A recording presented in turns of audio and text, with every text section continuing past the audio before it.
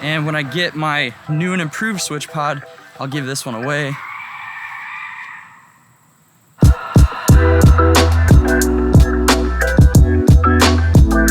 It is Tuesday, August 18th. It came in the mail. Ladies and gents, we are back on that Switchpod life. Very excited. I've been temporarily using this Polar Pro Apex tripod. I think I want to compare this to the Switchpod to my old Gorilla Pod and just kind of like talk about little tripods. Now, what I do have to do today is I have to shoot a Fuji XT4 review for Kinotika, and that's why I'm kind of having a slow morning. I think I said that in my last vlog too. I've learned that I should not film reviews really early in the morning. My 90D review on this channel has gotten quite a bit of views this year, but dude, I look so tired in that video. It's kind of hilarious. So today we're just working on this Fuji XT4 review. I'm so sorry, go ahead.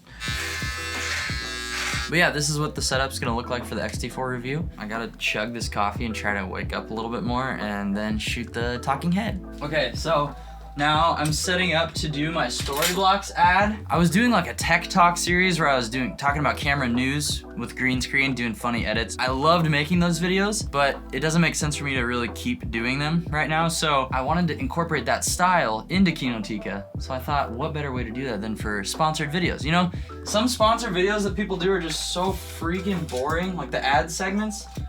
So I want to try to make them entertaining at the very least. One problem I have is my arm here is blue. And I'm getting this finished soon, so my arm's gonna be really blue, and it kind of keys out with the green screen. And green on this just doesn't look as good, so. We're gonna try auto white balance. Is that a sin? I was looking at some comments from the last vlog on this channel where I was kind of talking about having a champagne problem. Overwhelmingly positive comments from you guys on doing more vlog-based content. I feel like Peter Parker in Spider-Man 3.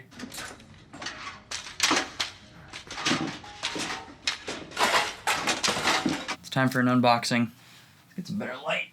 Uh-oh. Oh, shit. I dropped camera. Good thing I just filmed the review of it.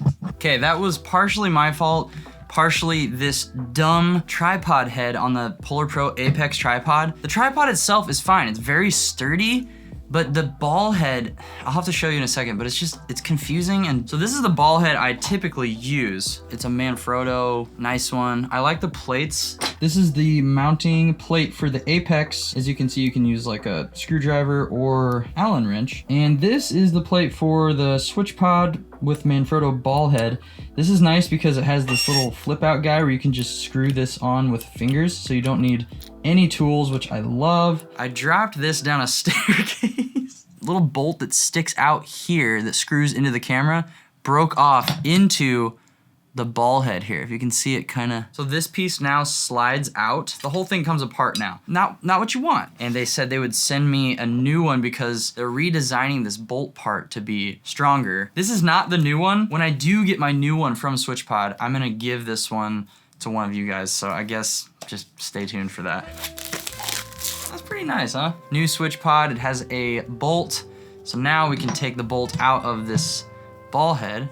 Oh yeah, it's just like, it's not even stuck. I thought it was gonna be stuck. Screw it onto the old Switchpod. It's a little bit easier to get away without one on a Gorilla Pod because it's so bendy and flexible. So you can just kind of like screw your camera right onto this guy and then use these to adjust your composition. But this is the Apex tripod I'm talking about from Polar Pro. Advantage of this is you can unscrew these legs and get this thing super low to the ground to get awesome low shots. It's also really, really sturdy.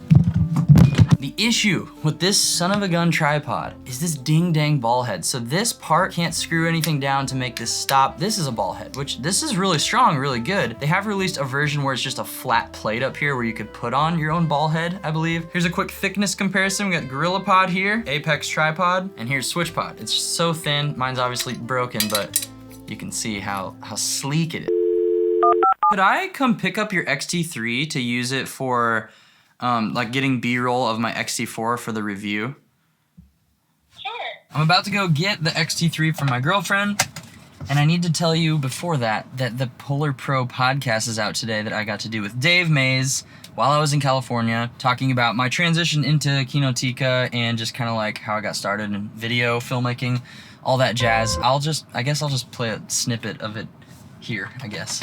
Of course you're gonna look up to people. Of course you're gonna learn techniques from people and most likely copy them to learn. I think the hope is to slowly like deviate from that. It feels damn good to be back on the Switchpod. I don't know how much testing you can do of a tripod. It's more of just a user experience thing, but we out here, you know. Once again, here's the old flippy floppy apex. So I'm gonna show you what I'm talking about that's so annoying. Plate isn't bad, you just screw it on, but it will not stop doing this.